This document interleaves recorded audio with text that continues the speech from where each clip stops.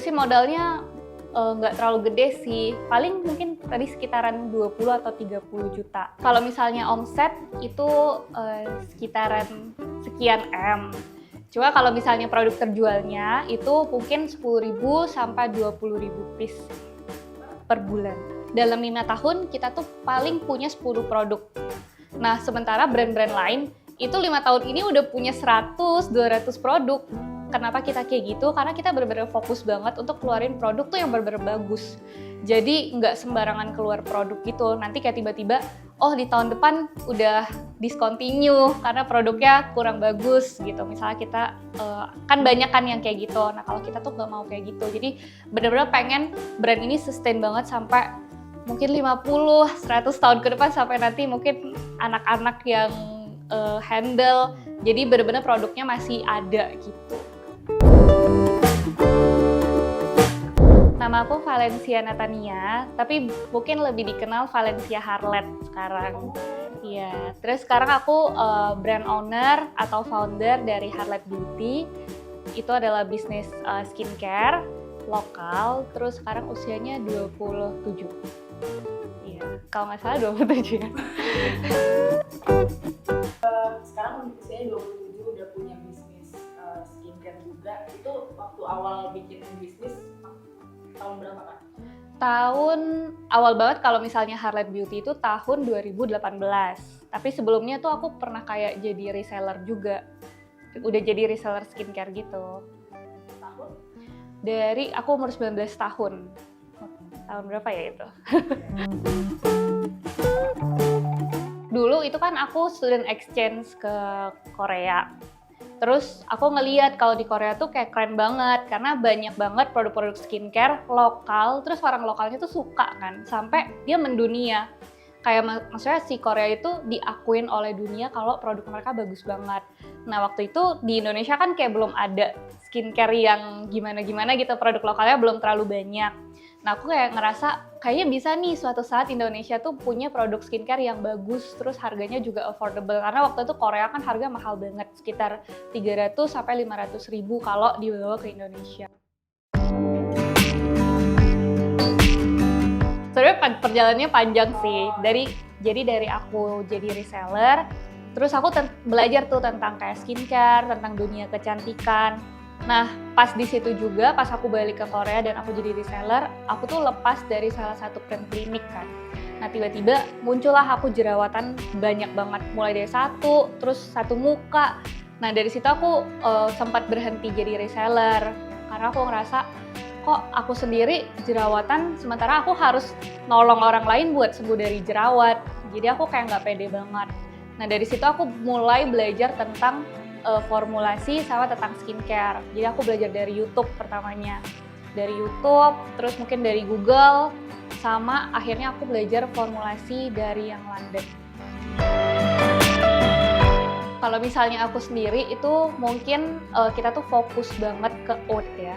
Jadi sebenarnya skincare aku tuh superfood skincare, karena mungkin di luar-luar sana itu mungkin mostly dulu kan klinik-klinik kasihnya skincare yang bahan-bahannya chemical, ya kimia banget. Nah aku agak trauma pakai pakaian kayak gitu karena aku langsung jerawatan parah. Nah makanya aku kayak yaudah deh kita pakai bahan-bahan alami aja. Nah makanya aku juga develop sama pabrik untuk bahan-bahan yang alami, salah satunya bahan oat. Jadi untuk sekarang kita tuh ada produk oat sama watermelon. Jadi emang fokus banget superfood skincare gitu. Jadi superfood skincare tuh bahan-bahan makanan yang emang ada manfaatnya buat kulit, dan itu udah banyak jurnalnya, jadi kita pakai gitu. Waktu pas awal bikin skincare ini, modal yang dikeluarin berapa kan? Dulu sih modalnya nggak terlalu gede sih, paling mungkin tadi sekitaran 20 atau 30 juta. Tapi kan tetap maksudnya nggak langsung sekaligus keluar gitu loh, pasti kayak bertahap-bertahap gitu.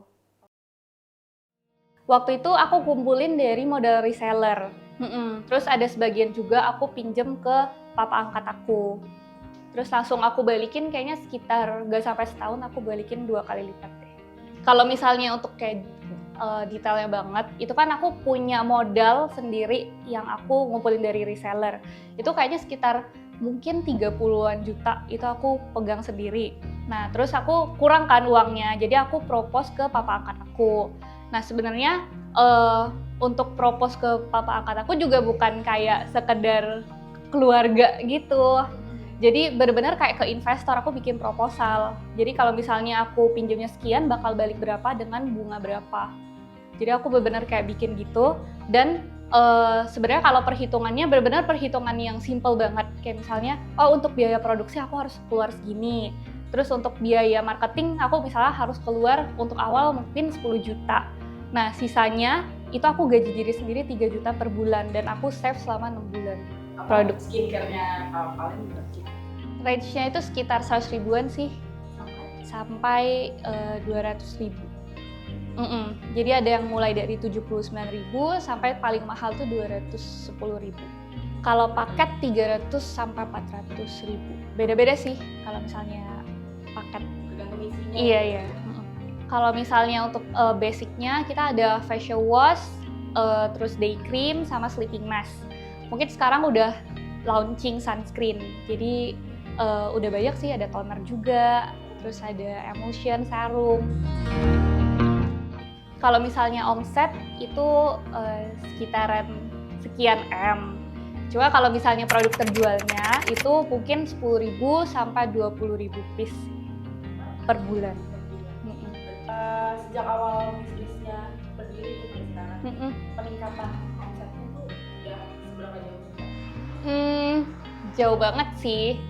Mungkin kalau misalnya bisa dibilang kayak signifikan, iya. Karena waktu aku momen launching kan 2019. Nah itu bener-bener momen semua orang tuh lagi, maksudnya market tuh lagi suka banget sama brand skincare lokal. Jadi momennya mungkin pas. Jadi mungkin dari awal aku launching itu omset paling kayak 5 juta, 10 juta, terus tiba-tiba langsung bisa ngehit 50 juta, 100 juta, terus sampai meningkat banget. Gitu, sampai MM-an saat ini. Kalau dari manajemen Kak Valen sendiri, gimana cara strategi mengatur cash flow-nya biar tetap aman? Sebenarnya mungkin cara orang beda-beda ya, tapi kalau misalnya aku selalu ngatur kayak karena aku udah pernah ngalamin kayak susah banget dan udah nggak ada cash sama sekali, jadi aku selalu ngatur pokoknya cash-nya tuh selalu harus berapa, sekian gitu. Jadi kayak misalnya sekian M itu nggak boleh kayak keluar sama sekali dan tetap harus stay di perusahaan kayak in case ada apa gitu kita bisa keluarin, tapi benar-benar harus stay. Nah sisanya kalau misalnya ada lebih itu baru kita puterin lagi di marketing, kita puterin lagi di produk gitu. Namanya dari daruratnya emang siapin cukup gede gitu ya. Kalau boleh tahu itu dana yang misalnya dari perusahaan pegang gitu, apakah diputar lagi ke investasi atau gimana? Kalau misalnya sekarang sih belum sih, karena kita ngerasa kalau diputer ke bisnis lagi itu lebih gede gitu. Kalau diputar ke investasi kayak instrumen reksadana atau saham itu Belum. dari omset bulanan yang didapat ini kayak pendapatan yang selalu dapetin setiap bulan, itu gimana cara kakak untuk mengelola uang itu jadi operasional, jadi gaji karyawan dan segala macam? Kalau misalnya operasional itu kan udah fix ya beberapa. Jadi mungkin kayak sekitar 30% itu mungkin operasional. Nah tapi aku kira-kira ya, karena aku nggak terlalu kayak ngeliatin juga. Tapi kalau misalnya paling besar tuh marketing sih. Mungkin kita bisa kayak keluarin 40-50% tuh buat marketing. Nah sisanya ya udah ditabung lagi buat perusahaan.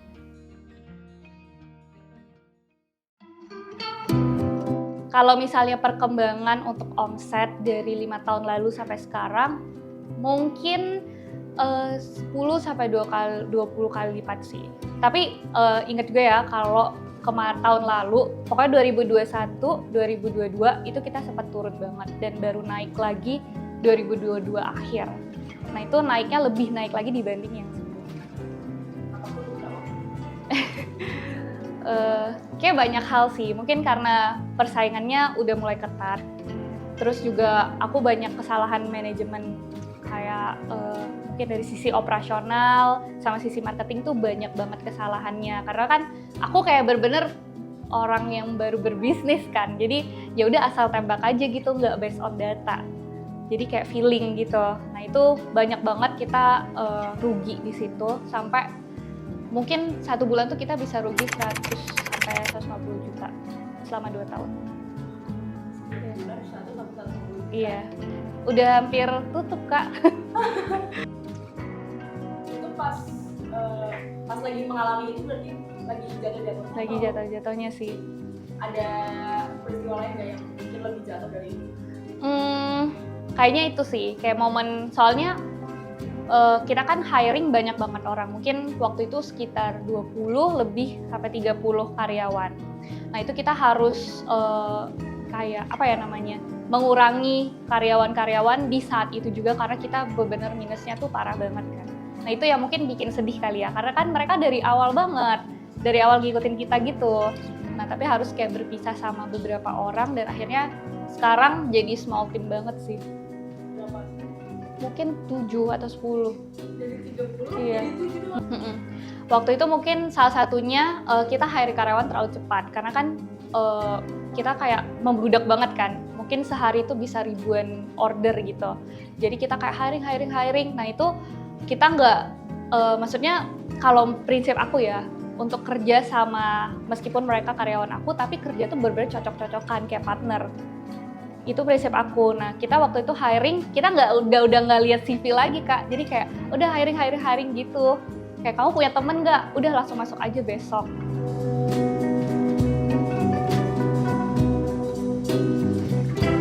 Waktu itu bener-bener lagi membludak banget, akhirnya kita kayak hiring banyak, terus operasionalnya gede, tapi ternyata persaingannya semakin ketat.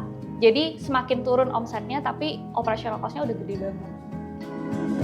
Jadi hiringnya tuh harus slow, jangan kayak buru-buru, kita bener-bener kayak ngeliatin profilingnya, terus juga mungkin karakternya, cocok gak cara kerjanya sama kita, mungkin juga pengalaman kerja yang udah pernah orang itu atau calon karyawan kita lakuin. Nah itu bener-bener harus kayak dilihat sih gitu. Dan mungkin jadi coba dulu, mungkin ada masa probationnya, kita coba dulu kayak sekitar 3 bulan. Kalau misalnya kan belum tentu dari kitanya cocok, mungkin dari karyawannya nggak cocok sama kita, kan juga bisa dari 2 sisi. Jadi aku ngerasanya jangan ngelihat dari satu arah doang sih, tapi bener-bener bisa kayak ngelihat dari 2 sisi. Kalau misalnya untuk dari segi pemasaran, dari segi di luar pemasaran kayak dari sisi operasional dan lain-lain, tadi sih yang aku bilang, prinsip aku kalau misalnya untuk aku hiring tim, itu aku harus cocok. Jadi bukan karena timnya itu mungkin kurang bagus kerjanya atau apa tuh enggak, tapi menurut aku harus cocok banget kerjanya. Makanya kenapa sekarang aku timnya itu kecil banget, karena aku pelan-pelan banget untuk hiring tim lagi. Gitu, karena aku pengen yang ini tuh solid dulu gitu, dan culture-nya benar-benar kayak kebentuk dulu, baru pelan-pelan kita kayak besarin lagi. Lebih kayak ke pace kerja aja sih. Jadi kalau misalnya aku itu kan kayak cukup fleksibel kan, jadi mungkin beda ya sama kayak korporasi besar yang udah ada SOP-nya segala macam. Aku kadang-kadang kayak random aja, kayak misalnya besok tanggal 99 kita nge-live yuk kayak 10 jam gitu. Jadi mereka juga kayak harus bener-bener cekatan gitu, kayak oh ya kita prepare ini gitu. Itu sih mungkin yang menurut aku harus cocok gitu kerjanya. Gak terlalu ada sih treatment khusus, tapi pastinya kalau misalnya aku ngerasa kayak oh ini udah hit nih omsetnya di bulan ini, ya udah aku bagi-bagi bonus aja. Dan itu kayak sesuai aja sih, kayak misalnya ada jam lemburnya juga kan, kayak misalnya ada tim yang ikut live, nah itu biasanya aku juga bagi insentif ke mereka. Selalu ada kasih bonus gitu ya? Mungkin beda-beda kali ya, tapi kalau aku sih ya aku kasih aja gitu, karena kan kayak bagaimanapun karena timnya tuh kecil banget kan, jadi yang kerja ya bukan cuma aku, tapi mereka juga kerja untuk kayak bisa dapetin ini semua gitu. Jadi ya udah, kalau misalnya emang ada kayak lebih segala macam, terus hit juga di bulan ini dan gak ada banyak kayak pengeluaran sampai minus segala macam, ya udah dibagi aja. kalau misalnya aku tuh selalu ngerasa ya kalau misalnya performance-nya turun sebenarnya gara-gara aku juga sih. Karena bagaimanapun aku kan kayak panutannya mereka kan. Jadi kalau misalnya aku emang lagi kerjanya slow, kayaknya mereka juga ikut slow. Tapi kalau misalnya aku lagi kayak nge-push ya mereka juga ikutan lari gitu. Jadi ya semuanya kayak tergantung dari leadernya. Menurutku sih kayak gitu sih. Jadi kalau misalnya aku emang lagi punya strategi nih, terus aku kumpulin aja mereka, guys aku ya strategi, kayaknya nanti di bulan depan kita gini harus seperti apa. Nanti biar tersampaikan dulu, nanti in case aku emang lari ya mereka ikut lari gitu. Tapi so far sih kalau misalnya sekarang kayaknya ya gitu sih, kalau misalnya lagi slow ya bener-bener slow aja kerjanya. Jadi nggak yang hektik banget gitu. Kayak sering banget sih kalau misalnya nggak mood, apalagi kayak cewek kan. Tapi ya kadang-kadang aku ngerasa kayak ada waktunya emang kerjanya cepet, ada waktunya emang santai aja. Karena nggak selalu harus dikejar gitu. Jadi kalau misalnya emang lagi nggak bisa dipaksa ya udah gitu. Jadi ya nggak terlalu yang sampai tiap hari kita harus gini gitu, nggak juga. Ada target gitu nggak sih Kak setiap bulan? Enggak sih. Nggak ada. Nggak ada. Tapi menurut aku karena sekarang itu kerjanya harus kreatif. Kreatif tuh nggak boleh dipaksa. Jadi kayak kalau misalnya malah ditargetin satu hari 10 konten, makin gak kreatif. Karena mungkin aku jadi terjun sendiri kali ya. Kalau misalnya aku dipaksa jadinya makin stuck gitu otaknya. Tapi kalau misalnya kayak ya udah dibebasin, yang penting kewajibannya terpenuhin aja, satu hari satu konten, ya udah kayak bisa jalan aja. Dan mungkin aku bersyukur juga sih, tim aku mungkin kayak inisiatif semua ya. Jadi kalau misalnya turun mereka bilang, "Kak ini kenapa turun ya?" Jadi kayak ya udah kita cari cara aja. Sekarang kan dalam 5 tahun kita tuh paling punya 10 produk. Nah, sementara brand-brand lain itu 5 tahun ini udah punya 100-200 produk. Kenapa kita kayak gitu? Karena kita benar-benar fokus banget untuk keluarin produk tuh yang benar-benar bagus. Jadi nggak sembarangan keluar produk gitu. Nanti kayak tiba-tiba, oh di tahun depan udah discontinue karena produknya kurang bagus gitu. Misalnya kita, kan banyak kan yang kayak gitu. Nah kalau kita tuh nggak mau kayak gitu. Jadi benar-benar pengen brand ini sustain banget sampai mungkin 50-100 tahun ke depan, sampai nanti mungkin anak-anak yang handle, jadi benar-benar produknya masih ada gitu.